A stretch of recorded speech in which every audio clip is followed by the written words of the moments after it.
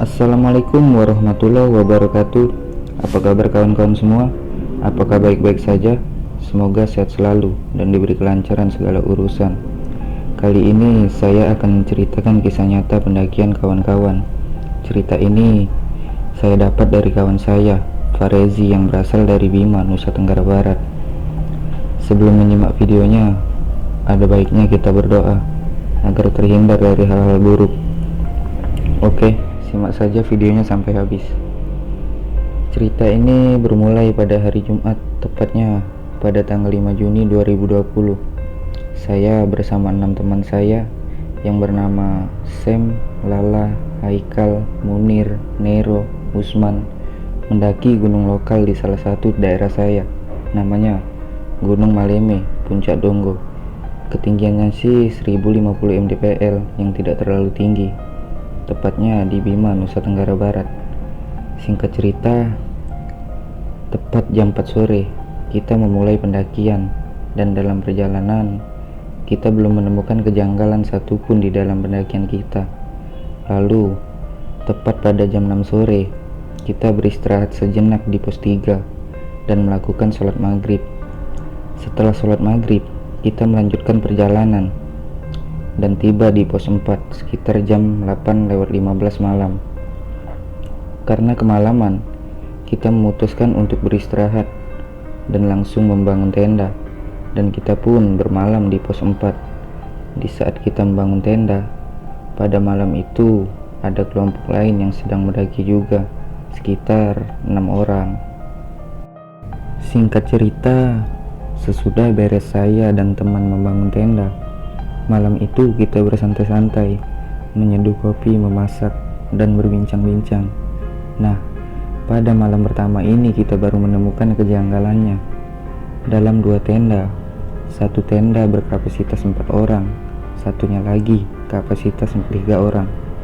Pada malam hari, di salah satu tenda yang ditempati, saya, Sam, Haikal, dan Usman mendengar ada suara aneh dari utara, seperti orang yang sedang berjalan. Dan pada hari ini, tepat pada jam 3, teman saya yang bernama Sam merasakan ada yang menarik ujung jempol kakinya.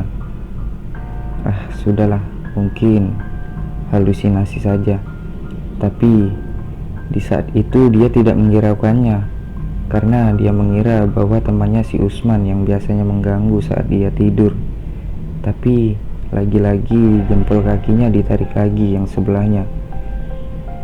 Merasa kesal, dan dia pun terbangun dengan berkata, "Jahil banget sih ini orang."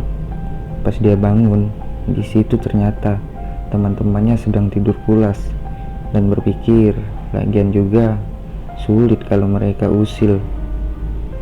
Singkat cerita, Sam di situ pun merahasiakan kejadian malam itu, sebab dia takut teman-teman yang lainnya panik ataupun berhalu yang enggak-enggak. Tiba pada pagi hari, kita pun melanjutkan perjalanan menuju summit. Tenda masih kita tempati di pos 4. Dalam perjalanan menuju summit, kita tidak menemukan kejanggalan apapun sampai di puncak. Kita pun berfoto-foto. Sesampai balik ke pos 4, sekitar jam 4, kita pun beristirahat. Tak lama kemudian, teman saya yang bernama Lala bergegas mencari ranting kayu untuk menghangatkan tubuh, karena pada saat itu keadaan tubuh dingin, kabut semakin tebal. Pada saat itu, ia menemukan kejanggalan.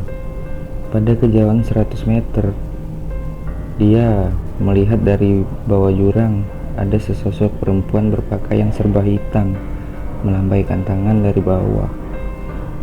Serentak teman saya bergegas berlari kembali menuju tenda. Kita semua pun kaget. Lalu dia memutuskan bercerita apa yang dia lihat. Kita pun menjawab, "Biasa, gak usah takut, jangan hiraukan."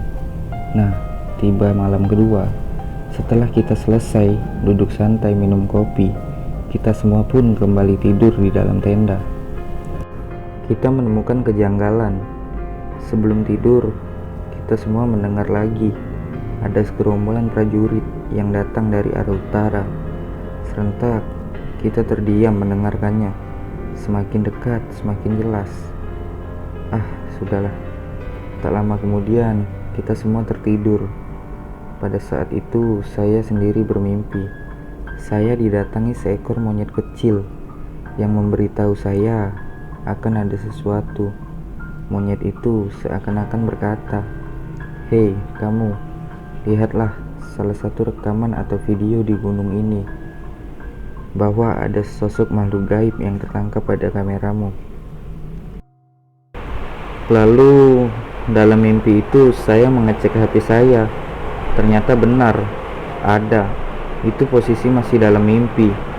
Tak lama kemudian, monyet kecil itu didatangi oleh segerombolan monyet yang sangat besar semacam gorila. Mereka datang menghantam, menyeret monyet kecil itu sampai kehilangan jejak. Seakan-akan mereka tidak terima dan merasa marah. Monyet kecil itu membocorkan hal itu kepada saya. Nah, tiba pagi hari, saya menceritakan kejadian mimpi semalam pada teman-teman saya. Lalu, mereka mengatakan mungkin itu alamat ada penampakan yang tertangkap pada salah satu video kita di gunung ini, ucap teman saya. Sebelum turun, kita pun sempat mengambil foto dan video. Pada saat itu, kita sama sekali tidak menemukan kejanggalan apapun. Singkat cerita, sesudah sampai di rumah dan turun dengan selamat, saya kepikiran terus sampai 2 hari setelah turun pendakian. Saya terus teliti memperlihatkan foto dan video dalam HP saya selama pendakian. Sampai pada akhirnya, saya sendiri menemukan rekaman ini. Pesan singkat, jika saat melakukan pendakian, kita harus menjaga etika, tata krama, dan sopan, sebagaimananya kita bertamu di tempat orang. Sekian dari video ini, nantikan video saya selanjutnya. Terima kasih. Assalamualaikum warahmatullahi wabarakatuh.